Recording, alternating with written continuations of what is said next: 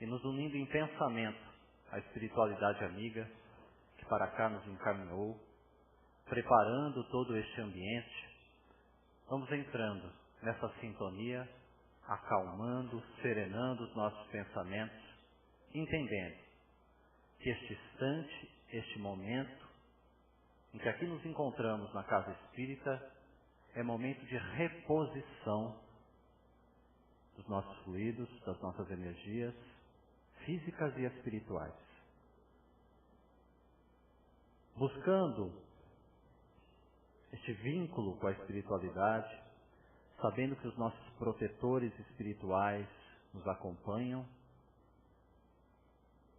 voltemos a nossa atenção para a mensagem do Evangelho de Jesus à luz da doutrina espírita.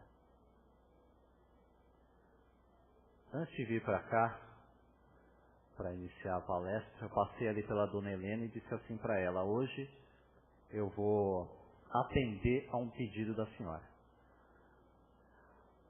Algumas semanas atrás, Dona Helena me pediu para tratar sobre o assunto que vamos falar nessa noite, que é um assunto de fato muito pouco falado. Trata-se de um livro que causa muita polêmica. As pessoas têm dificuldade na interpretação deste livro, e não é para menos, nós vamos ver os porquês, mas que a doutrina espírita tem o que contribuir ao tratar sobre o assunto. Vamos versar, vamos tratar na noite de hoje, lógico, impossível esgotar o assunto, mas trazer algumas reflexões, algumas bases sobre as quais podemos dar uma interpretação espírita ao livro de Apocalipse. Este livro, conhecido dentro da tradição cristã como de autoria de João, o evangelista. Ele deixou o Evangelho, deixou cartas no Novo Testamento e deixou também este que é o último livro. É o 27º livro que encerra o Novo Testamento, o Apocalipse. E sobre este livro já se escreveram rios de tinta.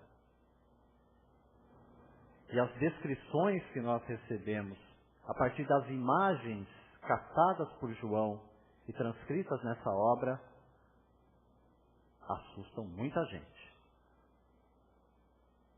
Mas já, desde este momento, venho vos dizer que não é para assustar ninguém que eu vou tratar sobre o assunto.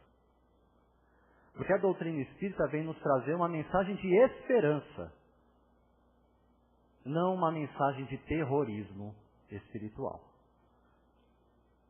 Vem nos falar de consolação,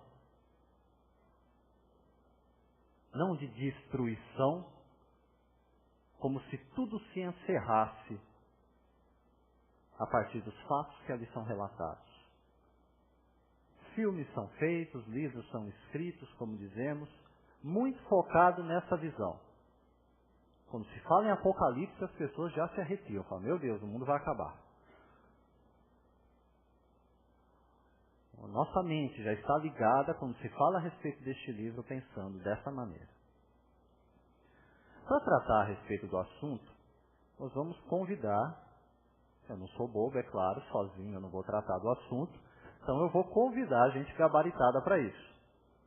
E o primeiro que eu vou convocar é Emmanuel, orientador espiritual de Chico Xavier, que no livro A Caminho da Luz, uma das 400 obras psicografadas pelo médium Chico Xavier, vem nos trazer. Essa obra foi publicada em 1939 pela Federação Espírita Brasileira e vem sendo reeditada.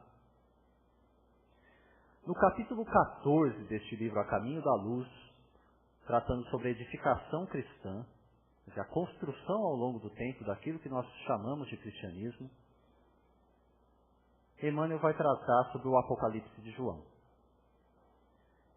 E eu fisguei algumas considerações de Emmanuel que vão nos auxiliar nessa caminhada na busca de um entendimento mais sadio sobre essa obra. Emmanuel dita a Chico o seguinte: o Divino Mestre, Jesus, chama aos espaços o Espírito João, que ainda se encontrava preso nos liames da terra. Quer dizer, João ainda estava encarnado. E o apóstolo, assustado e aflito, lê a linguagem simbólica do invisível. Vou voltar nessa frase que ela é importante. Lê a linguagem simbólica do invisível. Recomenda-lhe o Senhor que entregue os seus conhecimentos ao planeta, como advertência a todas as nações e a todos os povos da terra. E o velho apóstolo de Pátimos, se referindo ao local, à ilha em que João ficou exilado no final da sua vida, lembrando que o apóstolo viveu, pelo que se conta, passou de um século, mais de 100 anos. Quase no final da sua existência que ele veio trazer o livro Apocalipse. E o velho apóstolo de Pátimos transmite aos seus discípulos as advertências extraordinárias do Apocalipse. Vejam que essa palavra, advertência, aparece por 2 vezes no mesmo parágrafo. Primeiro ponto, portanto, quando falamos do livro Apocalipse, não estamos falando de uma condenação irrevogável da humanidade. Como se num tempo predito tudo fosse acabar. Emmanuel usa a palavra advertência como um chamado de atenção.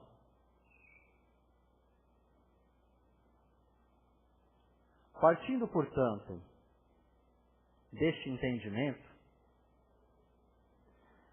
vamos compreender alguns porquês da nossa dificuldade quando abrimos este livro do Apocalipse para ler. Porque tem muita gente que fala assim, eu já tentei 1, eu já tentei 2, 3 vezes, eu não consigo ler este livro. É muito difícil. São muitos símbolos. E é um fato. São muitos símbolos. Mas onde buscar as referências para compreender essa simbologia? Uma dica. O livro de Apocalipse tem 404 versículos. 278 deles, ou seja, quase 70% do livro, faz referência ao Antigo Testamento. Já começa a fazer sentido o porquê da nossa dificuldade em entender o Apocalipse. Porque ele se localiza, desde do recebimento de João dessa revelação, dentro de uma cultura, dentro de um ambiente, de usos e costumes do primeiro século da era cristã. E muitas vezes pessoas tentam interpretá-lo olhando com a cabeça de hoje, do século XXI. E a nossa cabeça é muito fértil. Quando se fala de simbologia, então, muito mais. Então começamos a criar, a fazer ligações com isso, com aquilo, fugindo do que foi o recebimento dessa obra por João, dentro de um contexto específico. E aí chamamos a Emmanuel, que já veio nos auxiliar um pouco. E agora vamos buscar uma outra referência, fundamental para todos nós espíritas, que é o codificador Allan Kardec.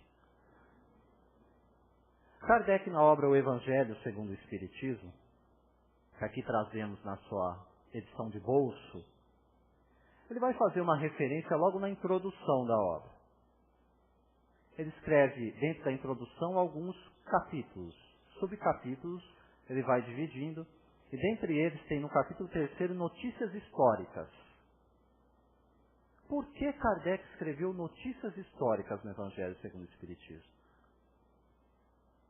Logo no primeiro parágrafo ele vai explicar o porquê e vai nos indicar um caminho, um roteiro para compreendermos não só o Apocalipse, mas toda a Escritura, sobre o qual ele próprio Kardec se debruça. sobre a inspiração dos espíritos superiores, fazendo referências inúmeras vezes a Antigo e a Novo Testamento. Porque como neste primeiro capítulo desta obra, Evangelho segundo o Espiritismo, começa, eu não vim destruir a lei. E Kardec relaciona as 3 revelações. Moisés com o Decálogo, Jesus com o Evangelho e o Espiritismo, a partir da codificação de Allan Kardec. Claro, uma doutrina progressiva ao longo do tempo, mas fincando as suas bases a partir da codificação com Allan Kardec. Vem então o codificador nos explicar esse roteiro. Para bem compreender certas passagens dos Evangelhos, é necessário conhecer o valor de várias palavras que neles são empregadas com frequência e que caracterizam o estado dos costumes e da sociedade judaica da época. Essas palavras, não tendo o mesmo sentido, frequentemente foram mal interpretadas e por isso deixaram uma espécie de incerteza. A compreensão do seu significado, por outro lado, explica o sentido de certas máximas que parecem estranhas à primeira vista. Essa é a nossa grande questão. Sem buscarmos essas referências da sociedade judaica do primeiro século, sem nos atentar para as palavras que eles utilizavam dentro de uma linguagem, uma língua muito própria, que era o hebraico daquela época, nós não vamos entender nem Antigo nem Novo Testamento. E continuaremos afastados de uma sequência de revelações que Kardec diz que são indissociáveis. Não podemos separá-las. É o que frequentemente fazemos. Vamos lá no Antigo Testamento, é um livro antigo, cheio de superstição, com aqueles decretos duros de Moisés, mandando matar, mandando fazer isso e aquilo. O Deus, Senhor dos Exércitos, as pessoas se horrorizam muitas vezes, mas porque não compreendem a profunda simbologia que ali se encontra. Jesus fez referência inúmeras vezes também ao Novo Testamento. Ele vinha dizer, ouviram o que disseram os antigos. A que ele estava fazendo referência? No Antigo Testamento. E quando tinha que aperfeiçoar a lei, ele vinha e dizia, mas eu em verdade vos digo, que aperfeiçoado. Não nos disse todas as coisas, que não poderíamos suportar naquele momento, e nos prometeu o envio de um outro Consolador. E a doutrina espírita vem, no século XIX, cumprir a promessa do Cristo. É o Consolador entre nós, para fazer lembrar aquilo que ele disse e nos ensinar sobre todas as coisas. Claro, progressivamente, dentro da nossa possibilidade de captação e entendimento. E aí vamos fazer esse exercício então. Porque de nada adianta falar sobre o que devemos fazer para compreender sem abrir o livro, sem ter contato com ele. Então vamos abrir o livro de Apocalipse, último livro do Novo Testamento, e ele já começa assim. Revelação, que é o sentido da palavra Apocalipse. Apocalipse, palavra grega, de origem grega, significa revelação. Revelação de Jesus Cristo, a qual Deus lhe deu. Opa! De Deus para Jesus e Jesus para João. Essa tabela é boa. Vai dar jogo bom. Para nos mostrar aos servos as coisas que brevemente devem acontecer. E pelo seu anjo as enviou e as notificou a João, seu servo. Então estamos falando aqui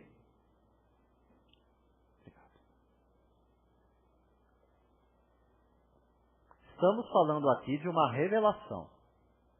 E quando na doutrina espírita aprendemos sobre o fenômeno mediúnico, começa a ficar mais simples. Entender que João captou, segundo a própria linguagem utilizada por Emmanuel, lendo a linguagem simbólica do invisível, aquilo que ele captou e trouxe para dentro do livro.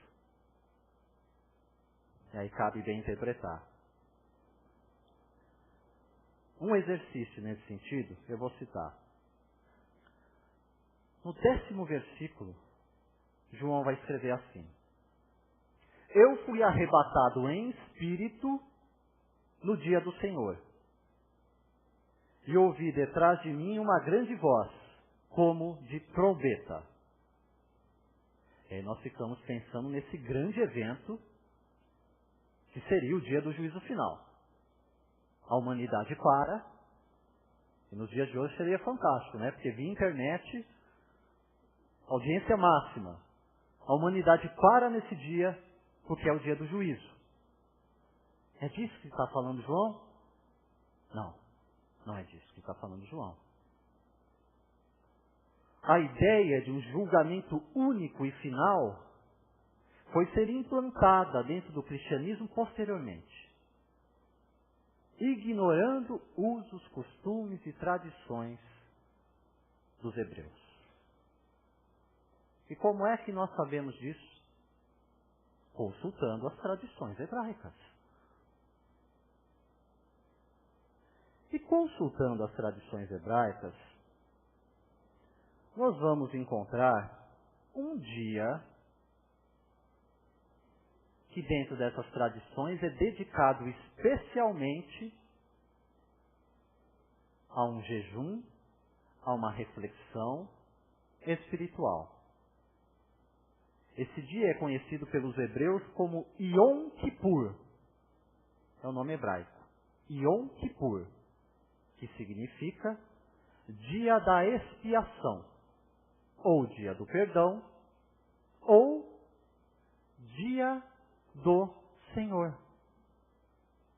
É disso que está falando João. Fui arrebatado em espírito no dia do Senhor. Foi num dia de Yom Kippur, um dia de um feriado hebraico, que João foi arrebatado, recebendo espiritualmente a mensagem do Apocalipse. E por que ele fala desse dia? Aí nós vamos compreender a simbologia. No dia de Yom Kippur, dia da expiação, vamos chamar assim, o costume era o seguinte: as pessoas se dedicavam exclusivamente às questões espirituais. Feriado geral. É até hoje, é bom se dizer. Essa tradição veio desde Moisés. Quem quiser buscar, tem lá no livro de Levíticos. É o 3º livro do Antigo Testamento na nossa Bíblia cristã. Lá nós vamos encontrar no capítulo de número 23, dos versículos 26 a 32, está lá explicadinho toda a sequência o que é esse dia de ação, ou dia do Senhor. Resumindo, eles faziam jejum, e no templo as pessoas encontravam longas listas, em ordem alfabética, em que os sacerdotes hebreus anotavam ali nessa sequência os erros possíveis que os homens cometiam ao longo do ano. Erros que se cometiam com as mãos, erros que se cometiam com a fala, erros que se cometiam com os olhos. Por aí dá para perceber que a lista era longa. E as pessoas iam lá, tomavam dessa lista e iam anotando aqueles erros que eles tinham cometido. E pediam para que Deus os perdoasse, não para que apagasse os seus erros. Porque uma vez feito, temos a responsabilidade sobre isso. E as tradições hebraicas já tinham esse entendimento. Mas pediam para que recebesse uma nova oportunidade. Uma nova oportunidade. E aí vem dentro deste símbolo. O dia do Senhor, o dia da expiação, o dia do perdão, era esse de que os seus erros fossem perdoados e que eles tivessem uma nova oportunidade. E a crença geral era a seguinte: se durante o ano a pessoa não falecesse, não desencarnasse, chegasse ao outro dia do Senhor, que era de ano em ano, 10º dia do 7º mês. O calendário hebraico é diferente do nosso, é claro, mas era o 10º dia do 7º mês, que corresponde no nosso mais ou menos aos meses de outubro e setembro. Ano passado, por exemplo, por isso que dizemos, até hoje existe esse dia na cultura hebraica. O ano passado foi o dia 4 de outubro. Esse ano será no dia 23 de setembro. Então, mais ou menos nessa época se dava esse dia. E as pessoas pediam isso. E se durante esse período do ano elas não falecessem, significava que Deus as havia perdoado. E lhes dado mais um ano de oportunidades para crescimento, para desenvolvimento. Se elas falecessem, se elas desencarnassem, na crença do povo hebreu, eles entendiam então que Deus não havia perdoado aquela pessoa. Era a crença. Então é dentro desses usos e costumes que João vai escrever isso. Fui arrebatado em espírito no dia do Senhor. E aí, recebendo a revelação do Apocalipse, há uma série, mas uma série de simbologias que fica realmente muito complicado de ser entendido, de ser interpretado, se não recorrermos a essas mesmas tradições. Vou citar uma delas. No capítulo de número 4 do Apocalipse, eu vou ler alguns trechos em sequência e vocês vão perceber essa dificuldade. Ao redor do trono havia 24 tronos. E vi assentados sobre os tronos 24 anciãos, vestidos de branco, e tinham sobre as suas cabeças coroas de ouro. E no meio do trono e ao redor do trono, 4 animais cheios de olhos, por diante e por detrás. E o primeiro animal era semelhante a um leão. O segundo animal semelhante a um bezerro. O terceiro animal ao rosto como de um homem. E o quarto animal era semelhante a uma águia voando. Entenderam tudo, né? Não precisa de explicação, o texto é autoexplicativo. Sem seguir o conselho de Kardec, conhecer usos, costumes da sociedade judaica do primeiro século, não vamos entender nada mesmo. Mas, se nós recorrermos ao livro de Êxodo, Antigo Testamento, lembra aquele que a gente achava que não servia para mais nada? Sem ele a gente não entende nada do Apocalipse. 70% do Apocalipse faz referência ao Antigo Testamento. Êxodo. Lendo o livro de Êxodo, nós vamos entender o que significa esses 24, quando fala aqui, né? Logo na sequência, ao redor do trono. Verdade. Estamos atualíssimos. Êxodo, né? Deuses e reis, é isso? Êxodo. Tratando sobre isso. Né? Quer dizer, é lógico que dentro de um filme tem todo um contexto, né? Para tratar, para deixar o filme mais próximo das pessoas. Não necessariamente retrata fielmente o que vamos encontrar no livro, mas é uma boa pedida. Para aqueles que querem começar vendo o filme, para depois ir para o livro e cruzar as informações, perfeito. Muito da simbologia do Apocalipse está lá. Então vamos encontrar essa referência primeira que citamos aqui, do 4º capítulo, né? João vem dizer: e vi ao redor, que havia ao redor do trono 24 tronos. No livro de Êxodo nós vamos perceber que Moisés, não era brincadeira conduzir aquele povo todo. Eram 12 tribos, as 12 tribos de Israel. Era muita gente. Então ele constitui um conselho de anciãos. Para cada tribo, ele nomeia 2. É conta matemática. 12 vezes 2, 24. São os 24 tronos que João descreve aqui. E aí quando começa aquela sucessão de imagens, porque João Evangelista é isso. João Evangelista é o Steven Spielberg do primeiro século da era cristã. Porque é só imagem. São muitas. É uma profusão de imagens. Então ele começa com essas imagens, vem falar a respeito dos animais. Vem citando, numa sequência. Só voltando. O primeiro animal era semelhante a um leão. O outro animal semelhante a um bezerro. O terceiro animal, o rosto de um homem. E o quarto animal era semelhante a uma águia voando. João está descrevendo aqui o deslocamento do povo hebreu no deserto. Porque Moisés ficou 40 anos com eles ali percorrendo até entrar em Canaã, a chamada Terra Prometida. Tudo isso está no livro de Êxodo. E esse deslocamento era feito da seguinte forma. Ele dividia as 12 tribos em 3 grupos. 3 ao norte, 3 ao sul, 3 a leste e 3 a oeste.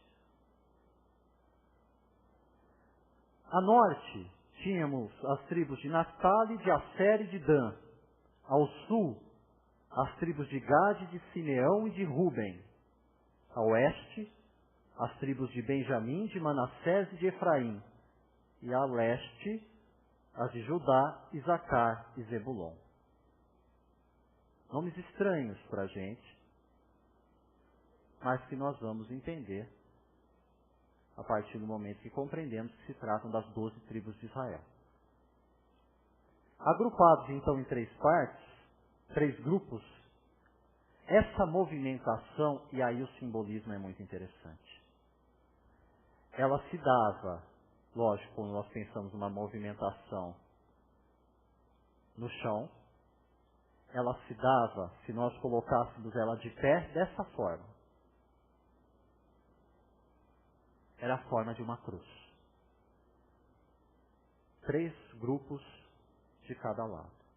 Eles se movimentavam assim no deserto.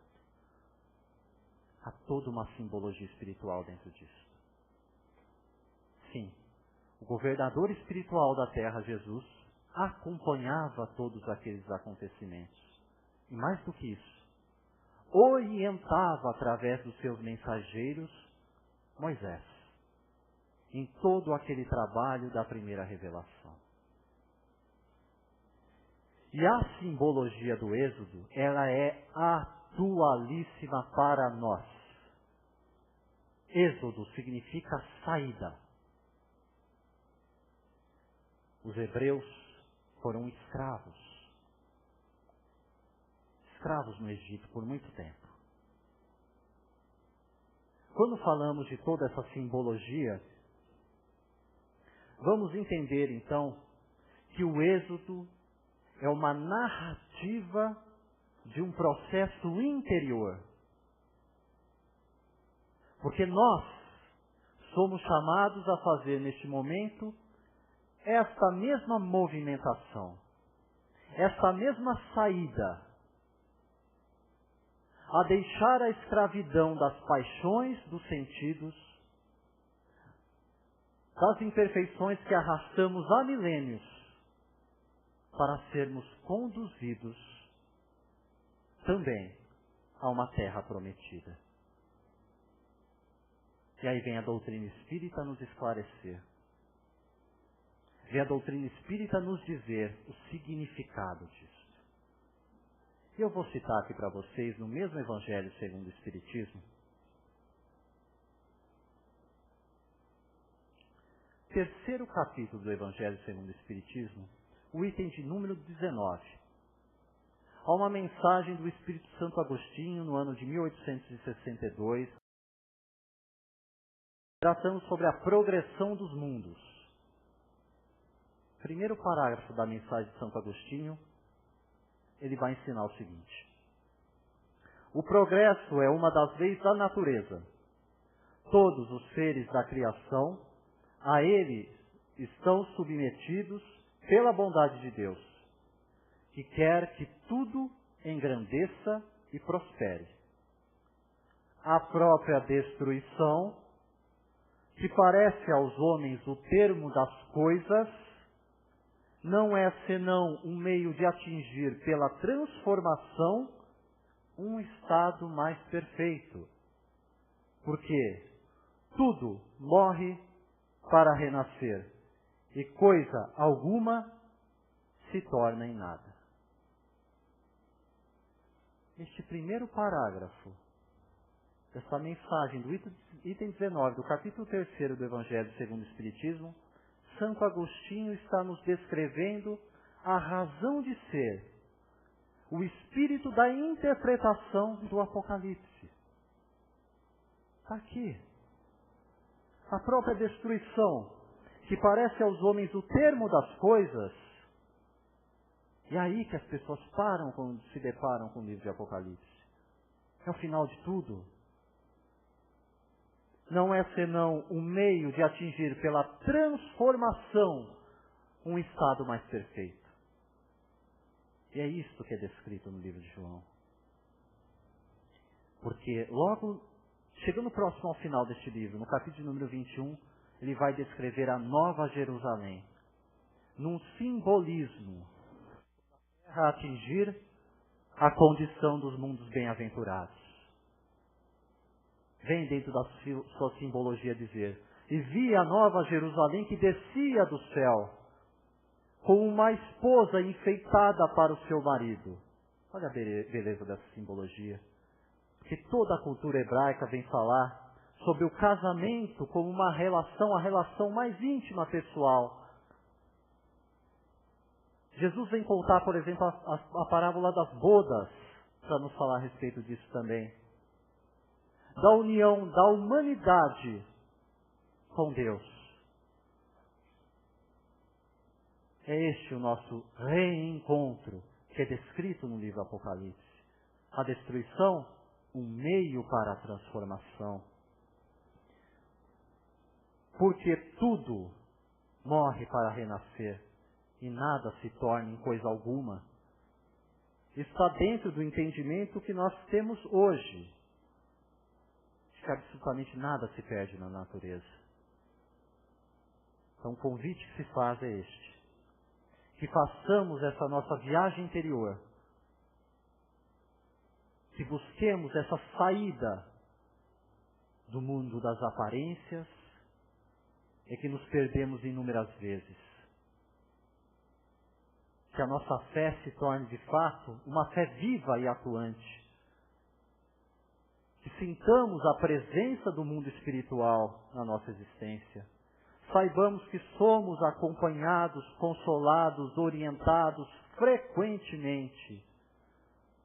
Nos coloquemos nessa posição humilde daquele que necessita do alimento espiritual e seremos saciados. Tratando, portanto, dessa mensagem do Apocalipse, do qual só introduzimos alguns elementos. Muito rico todo este contexto.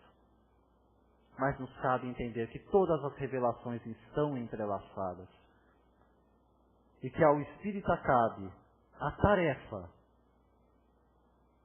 de restabelecer esse ensino de forma pura e genuína, explicando aos homens o seu destino espiritual, não parando nas aparências da destruição. Vamos além. Transformação, aperfeiçoamento, progressão dos mundos. Esta é a nossa caminhada. Recados finais. Deixamos retorno dos nossos estudos. Isso aqui que nós falamos, para aqueles que desejam iniciar os estudos da nossa casa, tem um ano inteiro para se estudar em profundidade. Os estudos evangélicos, estudos espíritas do Evangelho, que é o primeiro ano da nossa escola de educação mediúnica. que retorna na primeira quinta-feira de fevereiro, próxima quinta-feira, dia 5 de fevereiro, estamos retornando. A escola se divide em 4 anos básicos: estudos espíritas do Evangelho, iniciação ao Espiritismo, depois vem o estudo das mediunidades e reuniões mediúnicas. Para aqueles que concluíram os 4 anos, ainda há o 5º ano opcional, que é o estudo de O Livro dos Espíritos, em que vamos abrir, a partir daí, o estudo da codificação, nos aprofundando mais e mais neste conhecimento. Convite, então, fazemos a todos os interessados. Aqueles que ainda não participam dos nossos estudos, que venham, de forma gratuita, venham compartilhar conosco. Quintas-feiras, às 8 horas, né, funciona assim, das 20 horas até as 21h30, o pessoal chega um pouco antes. E aqueles que já participam, lógico, né, continuidade nos estudos, e aqueles que estão chegando com essa intenção, mais do que convidados. A partir da próxima quinta-feira, o nosso retorno. Um outro recado que damos, no sentido da organização mesmo, no momento do passe, pedir para que tenham tranquilidade, para que tenham calma. Os trabalhadores chamarão, dentre a sequência das filas, cada um, para poder tomar o tratamento da fluidoterapia, o tratamento do passe. Então podem aguardar tranquilamente, serão chamados nos seus bancos. Elevando os nossos pensamentos, portanto,